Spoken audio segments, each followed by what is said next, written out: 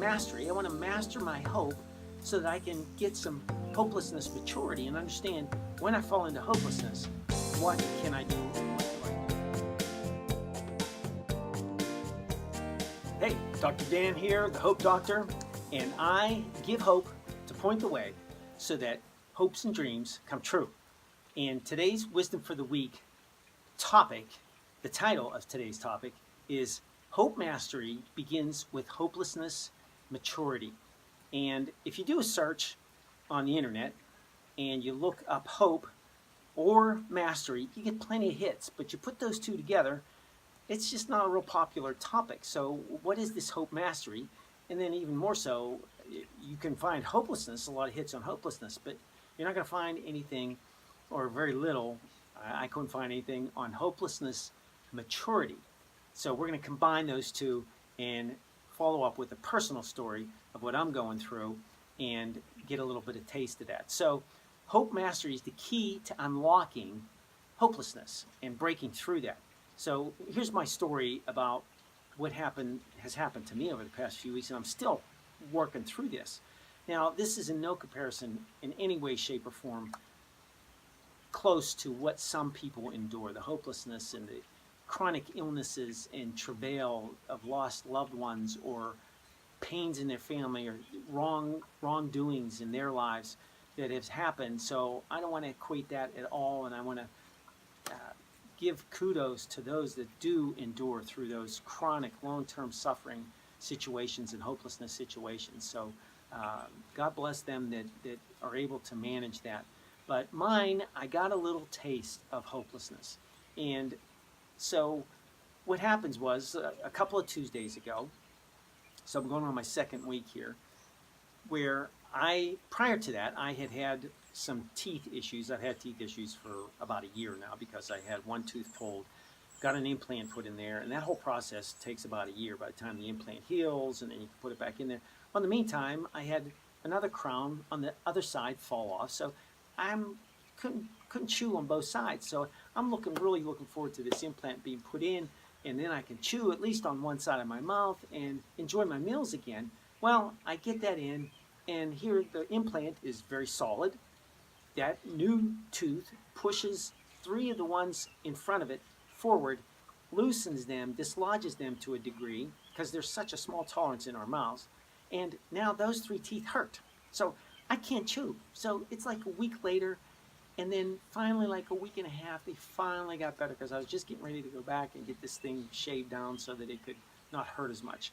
But then I have a mouth guard I put in, and that hurts at night too, because that's adjusting too. So all that with the mouth, and so yeah, hey, people go through this stuff all the time. Well, then right when I'm at the tail end of that, and I'm still dealing with it, I get a cold and a sore throat. I haven't had a sore throat in years. I get colds, they go away really quick because I'm very health-minded. I pay attention to my nutrition and to what I eat and put in my mouth and keep my immune system good, but the bad guys won this time, so I got the cold and I got the sore throat. And so now I can't sleep at night. So I got the sore teeth, I got the sore throat, I got a cold, and then I'm starting to feel just good enough. I'm not feeling great, but I'm feeling good enough to go out, meet in my men's group, and I lay down, take a nap, and I get up, but I can't get up. My head is spinning profusely.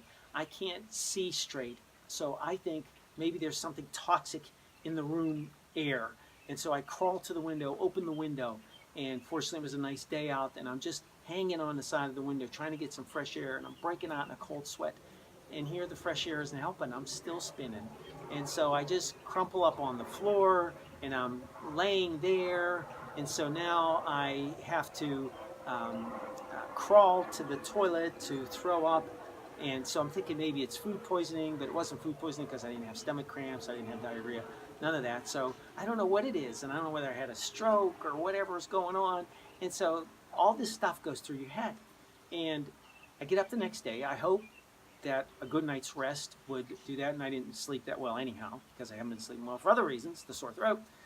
And I get up, and it's the same thing. It's not as intense, but I cannot walk without grabbing onto something.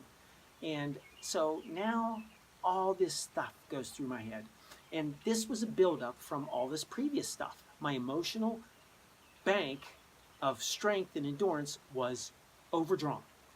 The vertigo, what I find out is what I have, the vertigo put me over the top, and I fell into hopelessness. And so I'm in a couple of days, and I'm seeking information. I'm looking on the internet. I'm asking people on Facebook. So I'm finally getting some information, but I touch upon and I get a glimpse of this hopelessness. So that was where I couldn't sleep. I didn't sleep well. I didn't feel like eating. I didn't even feel like drinking water. Couldn't get up and sit at my computer to work on anything, distract myself. I didn't want to be around people. I didn't want to talk to anybody. Everything was spinning. So at that point, I understood suicidal ideation, that I wasn't to the point of wanting to commit suicide, but I can understand when you lose all those things, those simple things in life, what is there to live for? And so that's what some people go through. Now, I think the people that do get through very difficult circumstances, they have something they can draw off of. Their food. They either enjoy food. One of my best friends was quadriplegic. He passed on, but he enjoyed food immensely. He enjoyed conversation. So there was something he could draw off of to get him through his travail that he was going through. But when I lost all that stuff, a few months prior to this, I had just completed an Ironman triathlon, a full Ironman triathlon, and now I'm go from Ironman to crumbled man. So what do you do to get through this hopelessness? So hope mastery, I want to master my hope so that I can get some hopelessness maturity and understand when I fall into hopelessness, what can I do and what do I do? So I start practicing my thinking, and I got through this one where you can lock into a principle called self-efficacy, and that's your perceived capability. So if I have the perceived capability that no matter what kind of despair comes up, I have a plan of what I'm going to do, I can practice that and try to recognize when that comes along. The one good thing about hopelessness is it's very easy to identify. You know when you're hopeless. Things are just not good. So how do we do that when we're overwhelmed? Hopelessness kicks in. So what is the next step? The worst thing you can do for hopelessness is to just try to ignore it and hope it just goes away. You want to address it mentally. So whatever you draw strength from, for me, it's God and prayer, that kind of thing, Jesus. But for some other people, it could be many different things. But you got to find something to draw strength of and say, what can I do to derail this spiral downward? And there's a researcher out there named Daniel Kahneman, and he wrote a book called Thinking Fast, Thinking Slow. And I think that's the order. It might be Thinking Slow, Thinking Fast, but I think it's called Thinking Fast, Thinking Slow. His solution is, and this has a lot to do with your perceived capability, this is a method to get there, to overcoming hopelessness and being mature in dealing with hopelessness. And his method is to say, what you think is determined by where you think in your brain. So all of our thoughts are filtered through the amygdala in our brain. That's the emotional center. And the amygdala always attaches some kind of emotion to whatever we're thinking.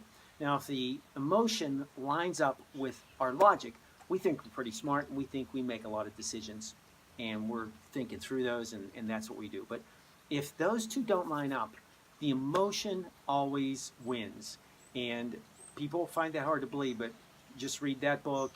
I've gone in some other topics and exposed some books. There's another book called Predictable Irrationality, and by Daniel Ariely.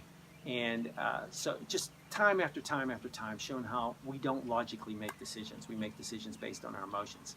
So what do we do then to shift our thinking from that emotional spiral downward, from the emotion aspect of our brain, the amygdala, to the prefrontal cortex? Well, the key would be wise responses to it.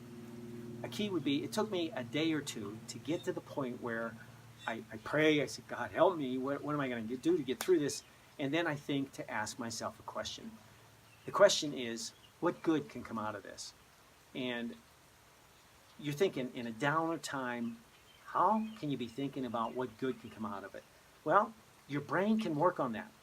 What can I learn from this? Your brain can work on that. It can't work on, why did this happen to me? I'm the healthiest person going. I was an Iron Man, and now I'm a crumbled man.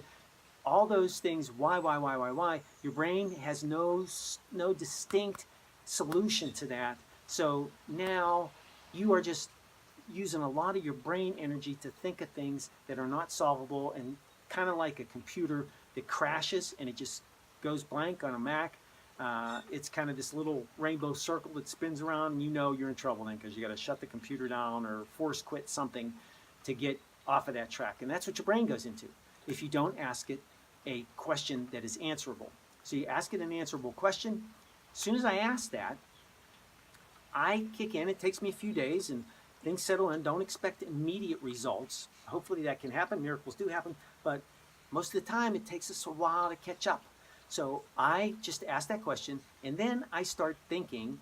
On Sunday morning, it dawns on me that back at the beginning of this Lenten season, I commit some time to do some special things to kind of get my focus and get rebooted in my life. And I had asked the question, I had said, I said to God, I said, what can I do to learn everything there is to know about hope, hopes and dreams? And I'm thinking, what better way to learn about hopelessness? Now, this wasn't in my thinking, but what better way to learn about hopefulness and hopes and dreams than to learn about hopelessness first? That's the foundation.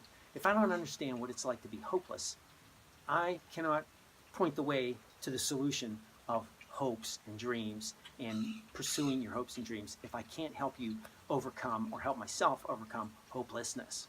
So that's the key. The key is I ask the right question. I draw upon something more for me. It could be your friends and all the above, God, higher power, universe, whatever you want to draw from. But you got to draw from others, help, ask that right question, and now you can work your way through there. And you have preconceived notions of how things are supposed to turn out. When I got that implant in, my preconceived notion was that everything was going to be great and I would have no further adjustments. It just wasn't true. When I eat healthy and I exercise and do all the right things, I have a preconceived notion that I'm invulnerable, invincible, and I will never get sick and I will never have a cold or a sore throat. When I perceive that I do all these right things again, I won't get vertigo and I won't have what they call BPPV to screw my inner ear up a little bit and cause me to have this vertigo. So when I start thinking in the wrong part of my brain, and like right now this is prolonging, I'm still in the midst of this vertigo. I have some vertigo that I can't walk and run and do the things that I normally do. I can start asking, why is this going on so long? What's the problem here? Why can't I find a solution? And then, oops, wait a minute. I think I'm thinking in the wrong part of my brain. I need to go back and start thinking in the prefrontal cortex and asking the question, okay, what can I continue to learn from this? What good can continue to come out of this? And it's a good reboot. It's a good, deeper understanding of what it's like to be hopeless. Turn that pain into a credential. And so that's making lemonade out of lemons. So if this was helpful, like it, share it, pass it on to other people, because there's a lot of hopelessness out there. There's a lot of depression. There's a lot of despair. People need a little hope, and that's what I aim to do. I long to do that, to help people stir up their hopes and their dreams, and that those things can come true for them. And that's the key to getting through depressions and through hopelessness and difficult circumstances. So pass this on, like it, share your comments. If you've been able to overcome hopelessness and despair, please share that, and please share how this impacted you, if it had an impact on you. So this is Dr. Dan. Know where you're going in life. Become the person you were destined to be and make a difference in the world.